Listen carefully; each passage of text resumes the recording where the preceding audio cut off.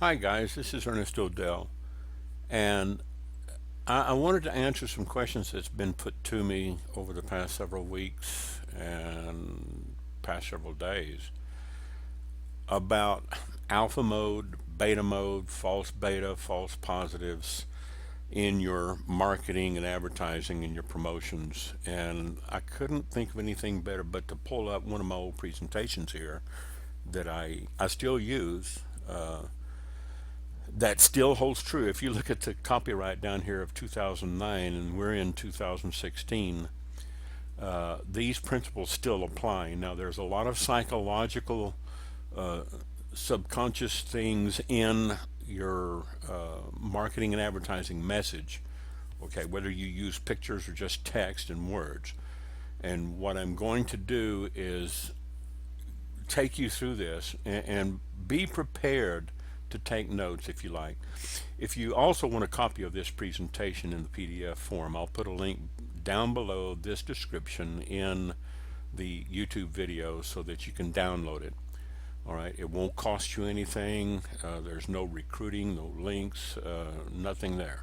Okay, just a link to the PDF. If you want it, you can click on it and download it. I'll make it available. Monopolizing your marketplace may sound brutal when your end goal is to separate your business from the competition and make it to where you have absolutely no competition, because you're going to eliminate your competition. You're not going to put them out of business. It's just that they cannot deliver your message. And what's going to come down to what you're doing for your end user, your customer, your prospect, is you're going to be delivering so much value to them in the engagement process that you are going to send them a strong message that they'd be, uh, you know, very foolish to do business with anybody else besides you. Okay, so apply these principles to your business. Now, if you want to take time to read the earnings disclaimer, there's, like I said, there's nothing here to represent sales. I'm not going to say you're going to make gazillions and millions, okay? Because we'll get to a point in here where even a bad ad will work for you because, well, dead fish float. So some things are going to float downriver, and some things will work. It's just that we're going to look at how to make things work better for you, okay? So we're not here to sell anything. We're not here to make any, product claims or income claims. There's nothing here. Achieving your results, to do anything similar to mine or anybody else's, that's pretty much up to you. You might do better than me. You might not do as well, but we might be in different industries too. Now, the most expensive piece of real estate that I'm talking about here, that space between your ears, we're not talking about dirt and brick and mortar. We're talking about the subconscious, the creative intellect that you have to create content, words, pictures, or whatever. Okay?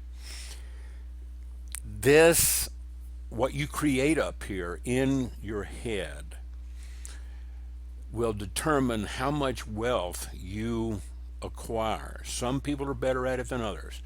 Joe Vitale, he writes a book called Hypnotic Writing, and you can make words hypnotic. You can use NLP if you want to. Whatever your thoughts are on hypnosis, hypnosis does not make you do things against your will, okay? But you have to create a particular environment inside your prospect's head that gets them to nodding their head yes and saying yes to your message. And this is what this is all about. Now, I say you're only limited by your imagination because that's it. I mean, you could say the sky is the limit, but the sky is not the limit, okay? Because we're in the big cosmos and the universe and the Milky Way. So there really is no limit, all right? You're only limited by your imagination. How far do you want to think ahead? How far can you think ahead? It's up to you. previously, everything you've learned about marketing and advertising has been wrong. Period. I know that sounds blunt, but it is. You look at what everybody's doing on Facebook, Twitter, advertising, classified ad sites, Craigslist, you name it. Everything about marketing is they're pushing something people don't like to be sold to. They're saying buy my stuff, buy my stuff, buy my stuff. Well, years ago when you had AOL and all these other CompuServe email communities, we used to just love getting email. But now, see, email open rates are different. All right, and we're not going to get into email open rates. We're talking about the message. It's basically kind of like Frank Kern, when he shows in some of his presentations. He's got these big balloons up there that says "buy my 4-letter word," buy my stuff. Well, we're not into the business of sell, sell, sell, and hit people up the side of the head with a big 2x4 and say buy my stuff. You're not putting a gun up to their head and telling them buy my stuff, buy my stuff. No, you need to get a message across to them, okay? And you've got to target your audience. You don't want to just send it out there in a blanket buckshot, into the forest. You may never hit a tree doing that. You've got to take aim. Let's look at some ads, okay? And we don't need to write any particular ad here, but let's say ad 1 and ad 2 cost the same amount of money. And ad 1, depending on how it's written, only gets 70 calls, or in our case, maybe 70 responses, 70 inquiries on Facebook, Twitter, email, Craigslist. Okay, your conversion ratio, let's say, you were only 12%. Now, 12% is not bad. 1 to 3% is usually an industry standard, and 5, 10, 12, 15% is better. It's not your industry norm, but it is doable.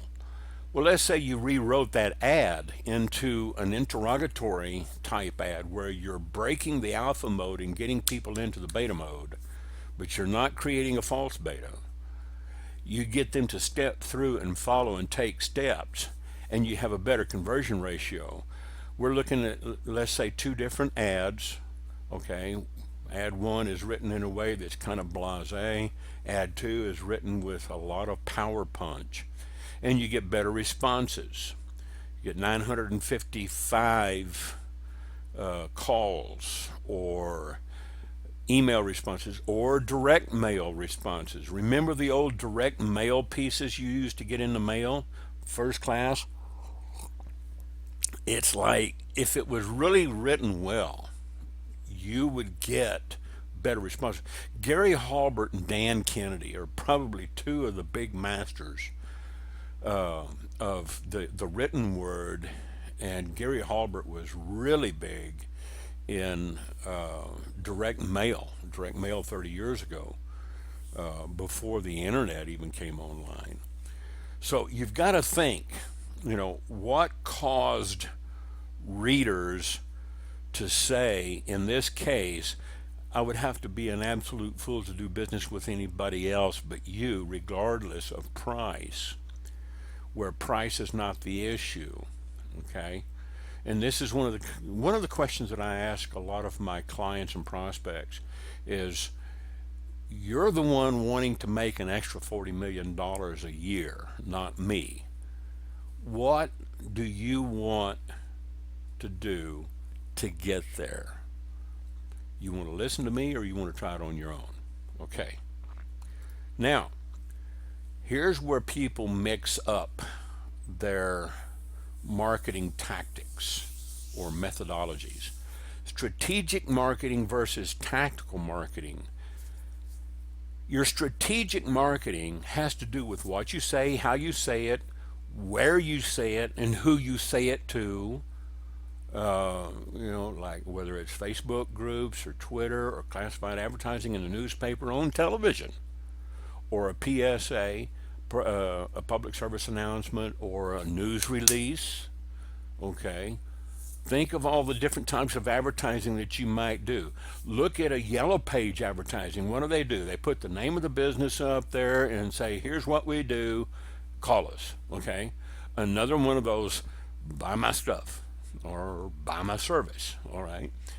Well, when you give people a question at the top, do you have a leaky roof? Do you have a sinking foundation? We can fix it. Just give us a call. We work 24 hours. See, you hit them with a question and you pull them out of that mode. Okay, that's how you say it, what you say, where you say it, and who you say it to. In other words, it's the content of your marketing message and your target audience. That's strategic marketing. Tactical marketing is just the execution of your strategic marketing plan as far as generating leads, placing media, creating marketing tools, autoresponders, newsletter follow-ups. These are all part of your follow-up system, okay?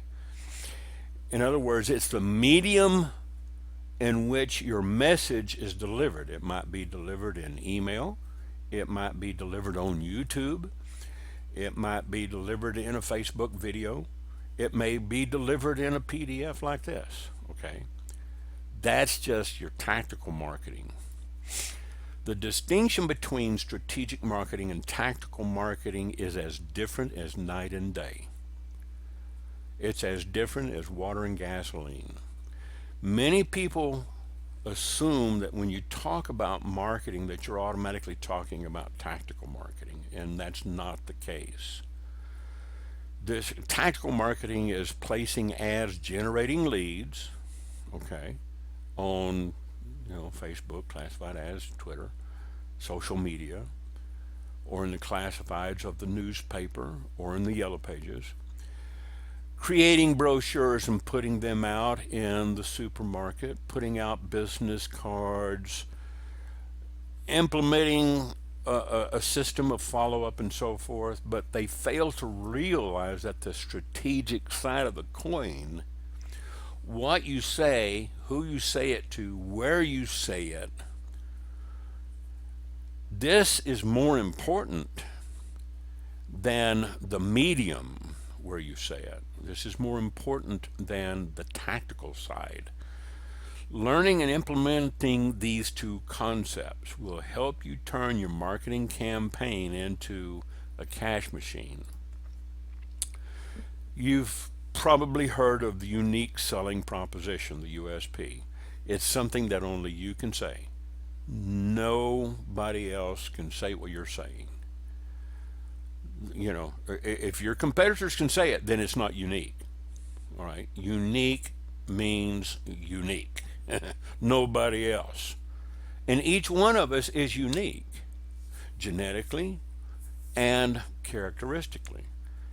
But in your message, in your marketing message, if your competitors can say the same thing, then you and your competitors are just using platitudes and cliches. You must reduce your message or your presentation down to 30 seconds or less. If people can read your message in 30 seconds or less, or even 7 seconds or less, then you have something that's solid if they act on it. Now think of it as your digital elevator pitch or your verbal elevator pitch when people ask you what you do. Okay? If people land on your website and they bail after about 5 or 10 seconds, then your website did not have a unique selling proposition. It did not convey your message. Now, we have to discuss the inside reality and outside perception. Inside reality is what we know we are, what value we have for the marketplace. It's based on your products and your services, your quality, your customer service, your people, your systems. It's how you perceive yourself and your company, but what is the outside perception? Okay. A good inside reality can be developed by anticipating your customers' wants and needs in advance and then developing your business to meet those needs. At the same time, you've got to develop your message to, target people. It's like you might see me doing on Facebook ads. I'll ask a question in an ad, and I'll get them to say yes. Subconsciously, I'm implanting that message to have people say yes. Now, at the same time, your unique selling proposition cannot be claimed by anybody else. If it is, then, it's just a platitude. It's just another cliche. And you are going to get lost in the noise of the marketplace. And there's a lot of noise out there, especially if you're marketing on Facebook groups, Google groups, Google Plus, email, and all these others. To create an outstanding inside reality, you must know why John Smith buys what he buys. To do this, you've got to see the world through John Smith's eyes. And you see this on Facebook groups, especially advertising on Facebook groups, because everybody thinks that you can just go down to Best Buy, buy a computer, or buy a tablet, or buy a new iPhone, or an LG G4, G5, and then boom, you're in business. It doesn't work that way. To be successful in your marketing campaigns, you must captivate your prospects' attention and interest, not just make your ad different. In that captivation of their attention and interest, you've got to have a good, strong call to action that would cause them to take action on your ad to do something. Okay? Your outside perception is the way your customers and prospects view you, your company, or your service, or whatever you're promoting.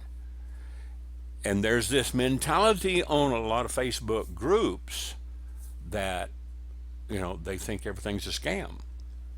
Well, they're advertising on Facebook, so, aren't they a scam too? No. There's a lot of things that are legitimate on Facebook and Facebook groups and Craigslist, but people have this mentality like they've been brainwashed by the media that everything's a scam when it's not. That's the outside perception, okay? This is based on the communication that you have with them. Advertising, marketing, and sales efforts will form your outside perception. If you come across in your message as too good to be true, well, of course they're going to think you're a scam.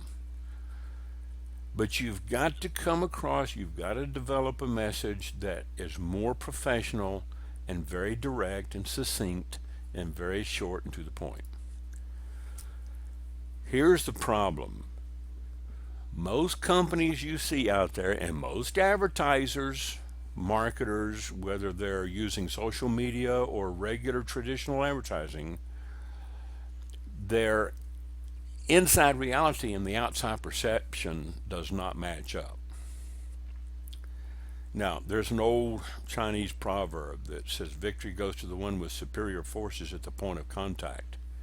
And you have got to have a superior message at the point of contact. The first time somebody sees your message, it's got to be superior to anybody else. And this is what we're talking about. The USP that nobody else can claim. Why the inside reality and outside perception don't match up? There's a history of advertising in the early days from the late 1800s to the 1950s, before television. Advertisements were thought of, as an army of tiny salesmen, and they were. Look at some of the advertisements that P.T. Barnum used to put out for his circus. The man was a master showman. He was a master advertiser. He knew how to get people in to his museum, the American Museum up in New York City. He knew how to get them into the circus. It was the biggest show on earth, and it really was at that time. Okay, he had these brochures, these big wallpaper stapled to the side of buildings, very artistic. You know, he was a truly gifted showman. This is how they advertised back then, and of course, you had advertising in the form of printed media before you even had radio. The headlines, they identified problems. The ad copy educated the buyer and it built the case for the product or service. And then it gave the prospect a low risk way to learn more about the product or service. Okay. Well, back in 1948, when television started getting real popular and coming online, it changed everything. Remember the old game shows where they had commercials during the show? Well, now they fade out of the show and go to commercial and then come back to the show. Ads were running 1 to 2 minutes, okay, in the early 50s, late 40s. Now, if you look at an ad, even on Super Bowl Sundays, ads have shrunk down to 15, 30 seconds. Occasionally, you'll see ads, running for a minute or more, but they're paying dearly for them. Ad prices went up dramatically. Back in the old days, you could do commercials and ads and infomercials, rather cheaply. Now, you've got people out there paying millions to get their ad on TV. And slogans became the most cost effective way to communicate. Remember the old Alka Seltzer commercials? Plop, plop, fizz, fizz. Oh, what a relief it is. That was a slogan. Or don't squeeze a Charmin. Mr. Whipple, was always catching little old ladies squeezing the Charmin in the supermarket. Then Wendy's came out and they had, the little old lady asking, "Where's the beef?" So, these slogans became the most cost effective way to communicate an idea or sell a service or a product. We called it CNR. We called it creativity and repetition because the repetition of seeing and hearing the same thing over and over and over got stuck in people's heads and they actually acted on it. Okay. It became the de facto standard for marketing and advertising and for several decades. Well, in the era of the brand builders, the inside reality of the company and the outside perception didn't really have to match up because relatively few companies could afford to play the game, and they won by others forfeiting. There's an old saying, if you throw enough money at it, it'll stick. And that's what they did. They just kept throwing money at it. They kept playing the same message over and over and over. And they kept drilling the same message into people's heads where it stuck, where you had your kids walking around singing plop, plop, fizz, fizz, or where's the beef? It became repetitious to the point where people would recognize it when they saw it.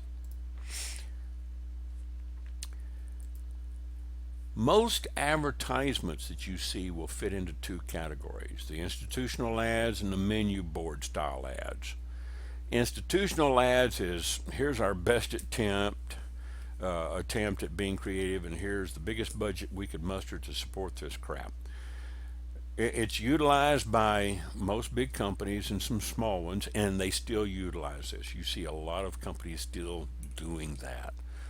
You see companies like Ford, General Motors, Dodge, Disney, McDonald's Procter and Gamble's, Coca-Cola, Sears, Pepsi.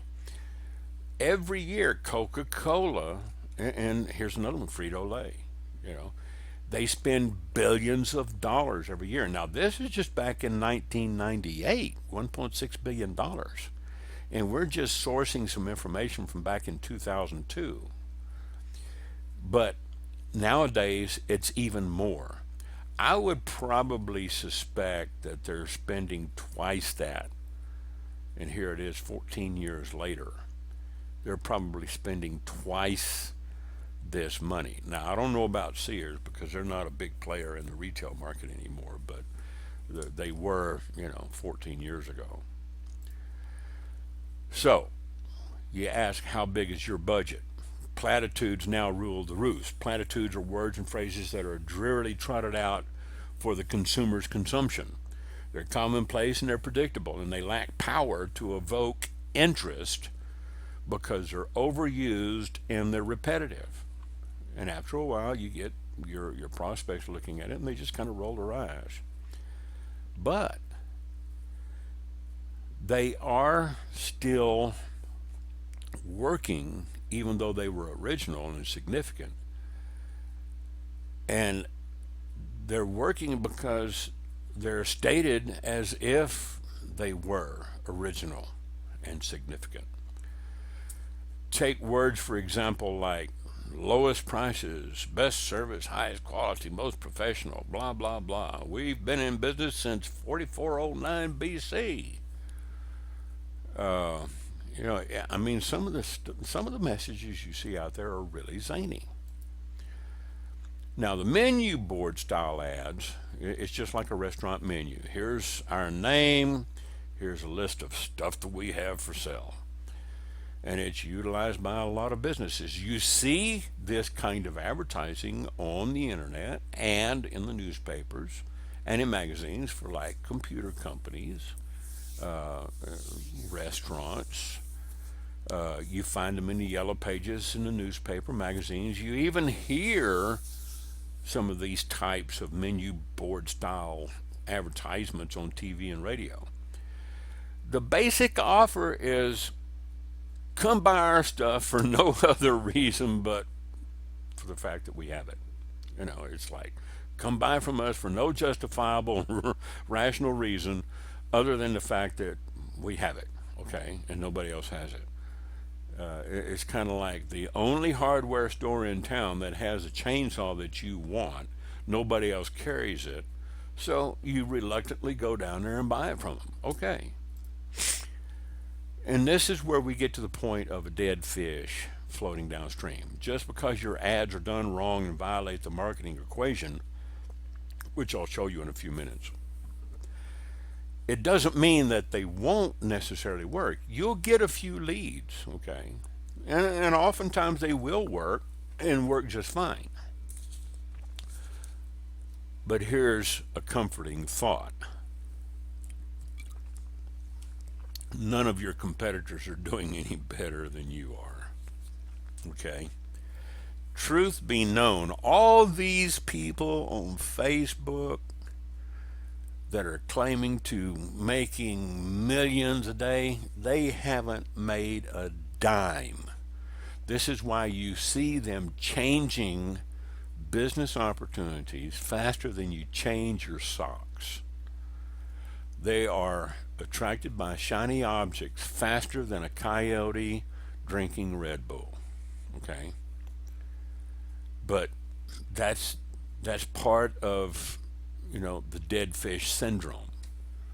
They might make a few sales here and there, and they might not, and then they change up, find something else. Well, I'll try this.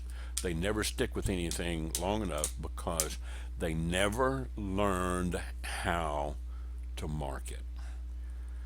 People need to buy what you sell. You have something that they need. Otherwise, you would not be advertising it. I don't care if it's just a money-making scheme, if it's legitimate or what. People need money. They can always use a little extra money to pay bills.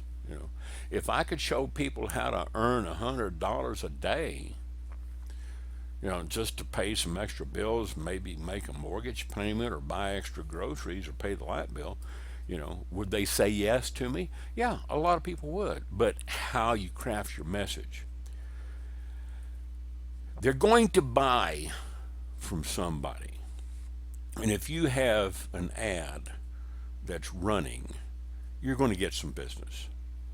If you don't, then change your ad, reword it, and tweak it. This is called situational results, meaning that the momentum of the marketplace will bring you some customers. But there's a better idea, and it's called implementing the marketing equation into your business and monopolizing your marketplace. You're not out there competing with other markets. You only have one marketplace. You're only marketing in one niche. So let's look at the platitudes and let's evaluate this and see for yourself. Grab an advertisement or a marketing piece, or look at some of the posts that you see on Facebook and Twitter, social media, and go through it and look for the platitude evaluators. Okay? Does your prospect expect you to say what you've just said? If so, then it's a platitude. If they can say, well, I hope so, or duh, then your message is coming across like everybody else's. It's not unique. Then you got to ask yourself, when you look at this ad, who else can say that? Can your competitors say the same thing that you've said? Not just do what you do, but say what you just said. And then cross out your name in the ad and write in the name of your competitor, whether it's another marketer with the same company or if it's a different company.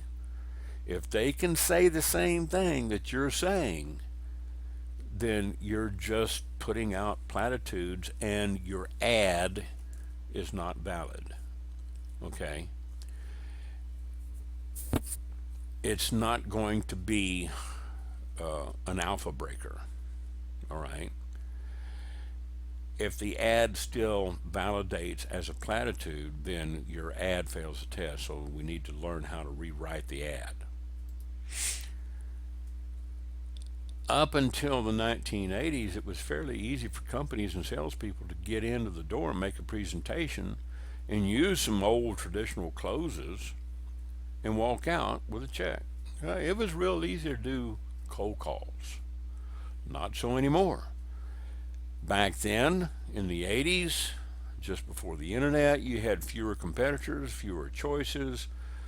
You had lower technology. You only had regular phones and maybe pagers and faxes. And when I say low education, I don't mean poorly educated people. It's just they didn't have the information at their fingertips. You had low information, you had low resistance. A good salesman can go in there and, just bowl you over because you didn't have, education about the product or the service. You didn't have any information about them or their background. So, the resistance was kind of low if you had a good high-powered salesman. And it was easier to make a buying decision back then. And in the 80s, the economy was different. Well, now, things are different. Back then, the seller had the power. From the 1990s on, when the internet came online and people started having availability to this information superhighway, it changed the confidence gap and it widened. Buyers are better educated about various products and companies and services, and they're better informed. They can quickly look up anything that you're promoting on Google. Hell, they can even promote, or they can look up your name to see if you're on the internet. You look up my name on the internet and you come up with a couple of million hits. They have more choices, more information, and better technology with which to make an informed, educated buying decision. Why? because increased technology leads to increased resistance. Increased competition leads to longer buying cycles. More choices leads to price competition.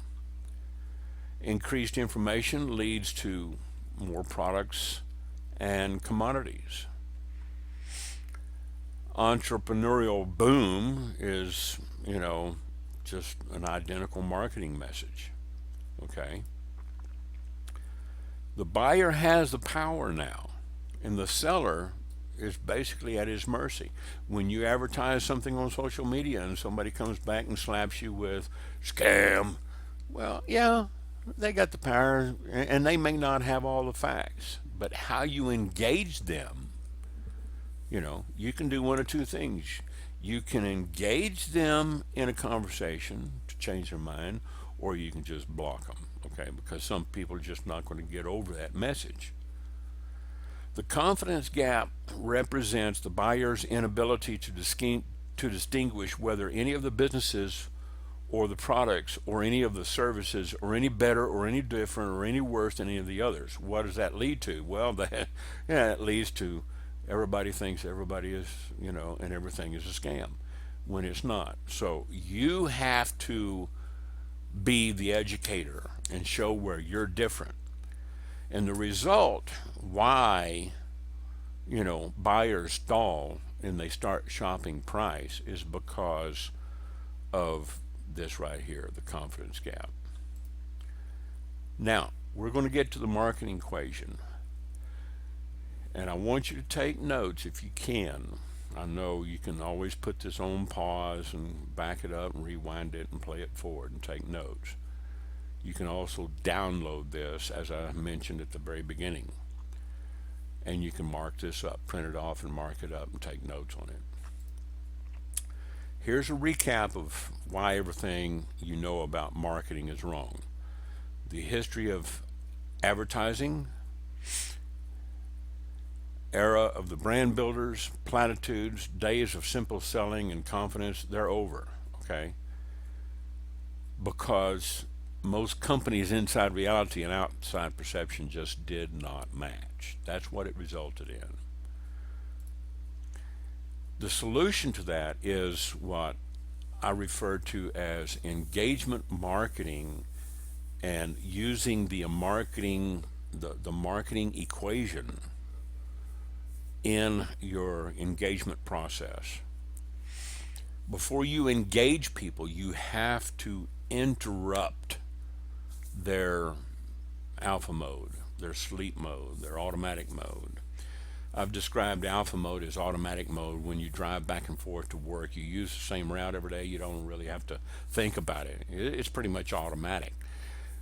When you get into beta mode, you're into white knuckle driving on the steering wheel in the middle of a hailstorm, and your wipers are going full blast, and you can't get all the rain off your windshield. Okay, that's beta mode. But if you interrupt somebody and engage them with a false beta, then they'll just dismiss your message and go back to alpha mode. This is why a lot of people ask me, what is a false beta? And I'm going to go into depth here because it is psychological. Human nature demands that buyers always want to make the best decision possible. Marketing and advertising should get the attention of your target market and facilitate their decision-making process and lower the risk of taking the next step in that selling process. So you have to become the educator. The process for this is the same every single time for any kind of business, any product, any service. It's just like 2 plus 2 will always equal 4. The marketing equation will always produce the right answer. You interrupt, you engage a prospect, you educate them, and then you make them the offer, which includes the call to action, and then of course results is dollar signs. You get qualified prospects to pay attention to your marketing. That's when you interrupt them. You accomplish this by identifying and hitting your prospects' hot buttons. You can do that visually or with words or both with a hybrid ad. Then you engage the prospect. You give prospects the promise that information is forthcoming that will facilitate their decision making process. I do this by using copy, written copy, and visuals, and sometimes we call it writing hypnotic copy. If you don't know how to do this, then find someone who does know how to do it and go hire them. Okay? The next step is you have to educate your prospect by identifying the important and relevant issues that your prospects need to be aware of. Perhaps it's a need or something that they have. Okay? And then demonstrate how you can fill that need. Demonstrate to them how you stack up against those issues. You build a case for your business, just like a good lawyer would build a case in the courtroom. Okay? Then in the offer, you give your prospects a low risk way to take the next step in the buying process. You put more information into their hands and allow them to feel in total control of the decision. It might be a free report. It might be a website. It might be a copy of this PDF that you download from the link below this video. Okay? You give them the information, put it in their hands, and then you let them feel like they are in control. And if they want to do business with you, they will. If not, you're not going to convince them to do otherwise. But in the end result, it's the right answer every single time. Components 1 and 2 of the marketing equation: interrupt and engage. This is, like I said before, alpha mode is when you automatically run patterns that allow your brain to habitually perform tasks without any conscious effort. Have you ever driven to work and realized you got there, but you just hadn't really consciously seen a thing along the way? You just haven't paid attention. Why? Because you do it every day. Okay, that's alpha mode. You can talk on the cell phone, listen to the radio, shave, put on makeup, whatever, text, which you probably shouldn't do while you're driving 4,000 pounds of sheet metal at 70 miles an hour. It can be very hazardous to your health, but people do because they're still running in alpha mode. Can you be distracted from alpha mode by a text message? Yeah, sure. It's a little dangerous, but this is alpha mode. Meanwhile, your brain can still drive you to work without any conscious thought. You see the route and the turn that you need to make, you make the turn. Think of alpha mode as the sleep mode or the automatic mode. Beta mode is when the brain state of active engagement is pulled out. It's like I said before, you're driving in a heavy thunderstorm and your hands are firmly gripped at 10 and 2 o'clock on the steering wheel. You're fully aware of your surroundings. Your eyes are wide open. You're sensitive to everything going around you. You're watching your mirrors, make sure nobody T-bones you and slides into you. You're in beta mode. And when you're watching a movie and the music is building up to a crescendo in anticipation of something scary, you're sitting there on the edge of your seat. That puts you in alert mode or beta mode. Okay? The reticular activator is part of the brain that is on the lookout 24 hours a day, 7 days a week, for things that are familiar, unusual, or problematic, or something that could kill you, or something that could hurt you or harm you. We call it the amygdala or the lizard brain sometimes. Okay, when your brain detects any of these things on a subconscious level, it sends a message to your conscious side of the brain that says, run, Fight! Fight or flight. Wake up! There's something you need to pay attention to. There's something about to happen to you, okay? It's like you're walking down a trail in the woods and you run up against a grizzly bear and he's hungry. Uh-oh. you know, all of a sudden, you're pulling those earbuds out of your ear because you were listening to your iTunes, and now the bear has your full attention. That's your reticular activator. Your ad, your marketing needs to do the same thing. Okay? Have you ever bought a new car and seen one on the street that has the same exact model and color? Gets your attention, does it? You buy a new car and you realize afterward that everyone else in town seems to have the exact same make. You don't notice the ones that don't look like your car, but you do notice the ones that do look like your car. Okay? Activators are those things that snap you out of alpha mode and into beta mode. That could be your ad, it could be a visual image, it could be the written word, or a hybrid ad. A hybrid ad is an image that has text overlay, or an image with a synoptic text ad above it in the caption, or both. Okay. Anytime something familiar or unusual or problematic enters the amygdala, the reticular activator, the brain becomes activated and wakes up, hence the name. Traditional CNR advertising likes to use unusual and familiar activators to interrupt people. But you must beware, because an activator has interrupt value doesn't mean that it has engagement value. Okay? Activators that are not relevant or important to people must be constantly changed to keep people stimulated. Therefore, it becomes necessary for big companies to support bloated advertising budgets that produce minimal results. Hot buttons. What your brain does when it finds a hot button, an activator. Okay? Immediately and subconsciously, your brain searches for additional clarifying information. If you don't give it to them, it's going to go back to sleep. It gauges the importance and relevance of that information, and if it meets the test, then they will carry on with the rest of your message. If not, they'll go back to sleep.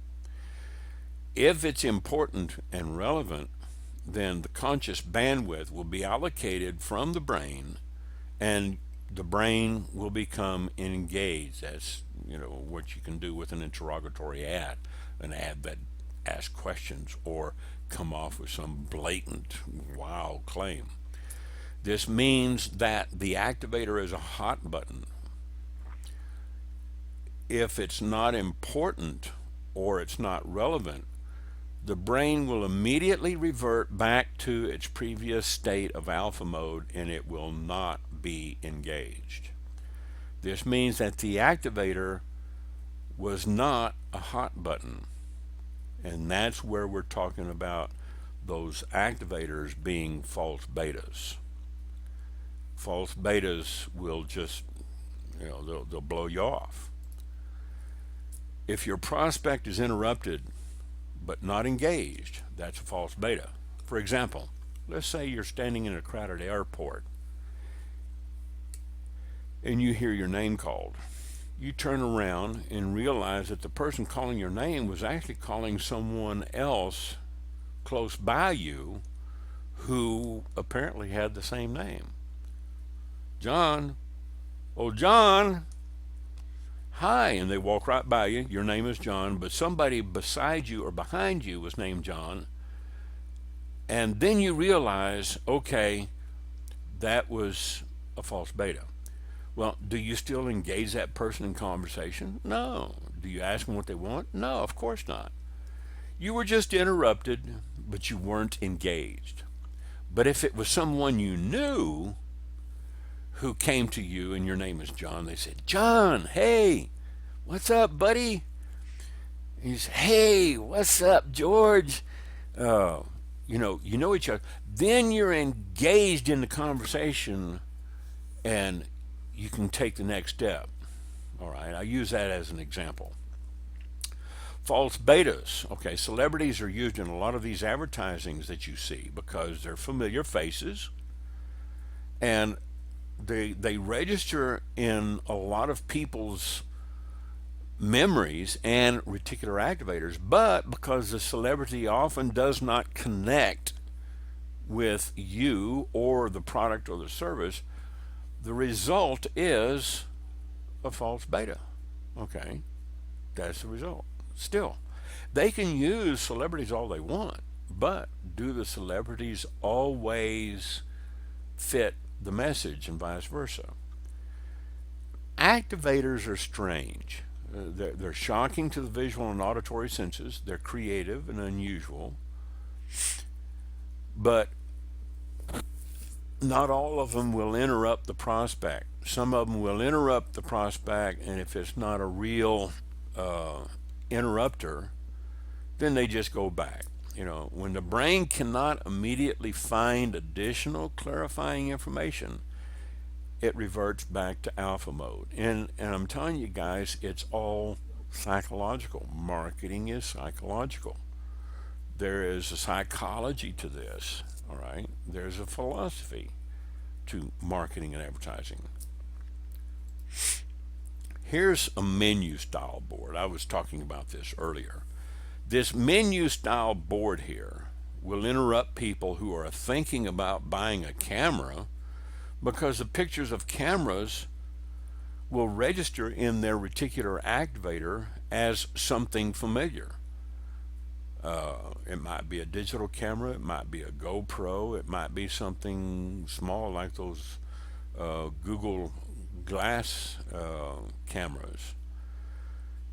It will temporarily switch them out of the alpha mode and put them into beta mode. But when the brain tries to find some additional information and it doesn't find it in this menu style ad, then most likely your buyer will revert back to the alpha mode. Now, let's look at something that does work. Here's one ad that was rewritten using the interrupt, engage, educate, and offer formula. It was rewritten using the marketing equation. Thinking about buying a digital camera but don't have the foggiest clue what you need? Call for our free guide or even what's available. Then you have interrupted them and you're engaging them with further information. 5 things you need to know, promises to educate the reader. And then here in this section, you're educating the reader about the relevant issues to these cameras. We use this as an example. Think of your business, your service, or your product, okay? And use the same formula. And then you get down to the offer, and it says free digital camera buyer's guide. All you got to do is call and ask for it, and they'll send it to you. It allows the reader a low risk way to take the next step into making this buying decision. So they call the number and they give the person on the other phone, on the other end of the phone at the call center, their name and address. And they mail them a buyer's guide. Well, in the buyer's guide, it's got maybe a phone number, order numbers, it's got cameras and stuff in it, it's got maybe a website where people can go and make an informed decision. It's just a little extra step in the buying process that a lot of companies use. And in this example, we're looking at Rich Digital Advantage and HP and stuff like that. Okay. The headlines must be full of hot buttons that will interrupt your prospect. You use hot buttons based on problems, annoyances, or fears that your prospects have. This triggers an emotional response and it prepares them to become engaged. Take the picture of a pretty lady sitting in a plane on an airplane, and she's texting, and it looks like she's working. And you ask people the question, like I did in one of my ads, if a business you know offered to pay you $400 a week, for a half hour of your time each day, would you say yes? In that ad that I've been using, it appears like she's, working, and a lot of people would say yes to that. They would even say yes to maybe a guy sitting there, okay, who might not be as pretty as a pretty girl, whatever. But let's say you're looking at a brochure for a mutual funds management company, and you see the same picture and the name of the company, and the company is, the company's name a hot button? No. Does it trigger a response? No, not necessarily. It creates a false beta. Okay. So you open up the brochure and it shows a typical 3.5 person family with smiles on their faces. And at the bottom of the brochure it says building your future on solid ground. Is that a hot button? No. If I used a single guy or a single girl and a pretty guy or a pretty girl, whatever, in an ad like this, it might work, might not. Okay, it depends. I use that as an example. But if you have something here like this, let's say we have an ad for mutual fund investment strategies. Will people read all those words? Yes, they will if you have the right hot buttons. In which case, the reticular activator is helpless. It has no choice but to wake up, and your conscious brain will take over and pay attention. But when you get down through all of this, nobody cares what your company name is until they know what you can do for them. So don't put your name up there at the top. You might say something like mutual funds investment strategies. One, which ones actually work. Two, which ones are guaranteed to drain your savings, jeopardize your retirement, and squash your quest for independence. You know, want to learn more? Call us. Okay, that's your call to action. Now, when the prospect has been successfully interrupted, engaged, and educated, your job as a marketer to become the facilitator of information to educate them. You're the fount from whence all knowledge flows when it comes to figuring out how to buy what you sell. You've got to give them enough information, quantified, specific, delineated information that they feel like they understand the important and relevant issues. They need to feel like they're in control. You've got to give them enough information to give them the unshakable confidence that they're making the best decision possible. The more you educate the prospect, the better. And sometimes this is where long copy comes in. Sometimes long copy works better than short copy. But it gives them the knowledge of what they need to know and what to look out for, and it puts them in control. So when they do finally get to that decision of buying from you, you're going to sell more. The information has to be delivered in a way that is easy to digest and scan. We simply call this component of the marketing equation educate. That's all you're doing in that segment, in that part of the equation.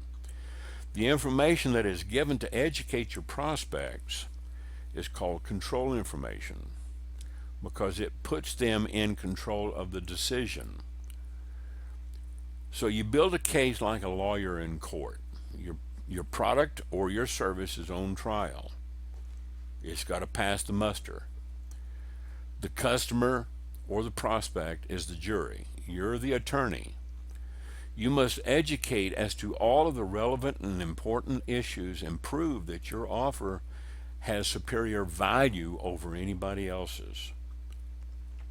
You got to present evidence of expert testimony, sometimes in a testimonial from a previous user or customer. If you want to support your case, you've got to have witnesses. And remember, your business is in a life or death struggle. Okay? And depending on how you market, it can be a life giving impetus to your business, or it can be a death sentence. Put out a bad ad or a bad marketing equation, and it can be a death sentence for your business. Component number 4, the offer, the 10-point educational spectrum. Most marketing pieces only appeal to the now buyers. The problem is those who are ready to buy now only account for about 1 to 5% of all your prospects. This is why you've got to put people into a funnel, into like an autoresponder or something, and build your case and follow-ups. By putting a low-risk offer in your ad or giving them a free brochure or download, this allows your prospect to get more information and not just send them to a site, but send them some real information and discuss with them options. This way you give them more education and information about your product, and they can make an informed decision whether to buy from you or not. You're going to capture more prospective buyers that way in the follow-up system. Your prospect gets the idea to buy what you sell, or he switches vendors. He starts gathering information on an informational basis. He asks friends and associates for recommendations. What do you think about this company? Is it good or bad? Do you know anything about them? Then he goes into some heavy-duty fact-finding. He narrows down his choices by the process of elimination. He centers in on some of his favorites. So the decision is coming soon. Then he makes the decision to buy, but he's not necessarily ready to buy or who to buy from. He waits for the timing to be just right. Maybe he doesn't have the money, and maybe he's waiting for the paycheck. He's waiting for Friday. Once he gets the money and the timing is right, he's going to pick up the phone and call you, or he's going to email you, or he's going to go back to your website and order online. And at that point, money changes hands. You've made a sale. Prospects from all points of the educational spectrum will respond to your offer, instantly increasing your ad's pull by 2 to 100 times or more.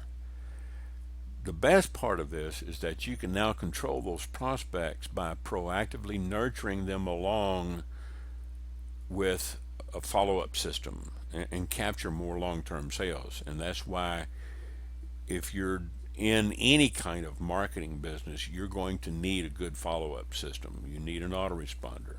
You need some messages. You need some good copy-written email follow-ups. Okay? A good ad will interrupt, engage, educate, and make an offer. Offering something free like a report will most assuredly make your ad a winner over others. Okay? This is why you see me using canned responses on Gmail a lot.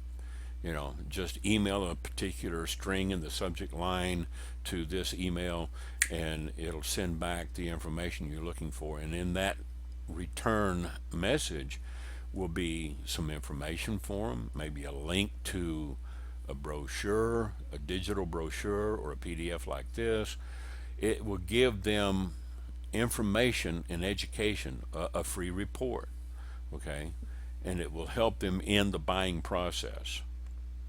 Remember, there's a lot of noise out there, okay? You've got to stand out above and beyond all that noise. So let's put this all together. We're getting close to the end. When all four components of your marketing equation come together, you're going to have an ad that is going to work and it's going to turn your business into a cash machine. And remember, human nature demands that people always want to make the best decision possible. You have to help them go through that decision making process to make the best decision. That's your job as a marketer. As long as you have each of these four components in your marketing equation, your ads will work. Remember, interrupt, engage, educate, offer, which is your call to action, order a free report, send for free report, or whatever. And then the results, you make more money. Here's an example. I can interrupt somebody based on hot buttons. I can engage them and promise to educate them and tell them more information is coming up. Then educate them with the relevant issues. Offer a low risk next step, free report. Send for a free report. Send a self-addressed stamped envelope to such and such address or whatever. Back in the old days, direct marketing, we used to do that a lot. Used to get a lot of free reports sent out by mail, with people sending self-addressed stamped envelopes, for something short and sweet and to the point, or a postcard. You send that back to them and they read it in short or long copy, depending on how compelling your message is, and they would either order or they wouldn't, okay? You could put them into a follow-up system because they're going to address that self-addressed stamped envelope. You might put their name and address into a database for follow-up and have some back-end offers to mail to them or email or direct mail to them later, okay?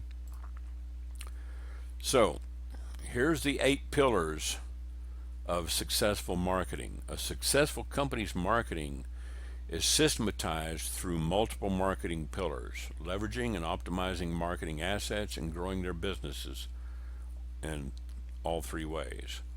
You have your unique selling proposition, your EVP, your exponential marketing factors, relationship marketing, optimizing your customer base, forming strategic alliances with other companies in the marketing process, setting up custom advertising. It might be web advertising classified on the website. It might be Facebook advertising, paid Facebook advertising. It might be free Facebook group advertising, as long as you know how to do it. Social media, Twitter, YouTube, whatever, okay? You can go one-on-one direct marketing, mail marketing, or just one-on-one person-to-person. And then, of course, you got the good old-fashioned word of mouth. So these are your options. There is a lot to learn in the marketing process, and take notes and go back through this video if you like.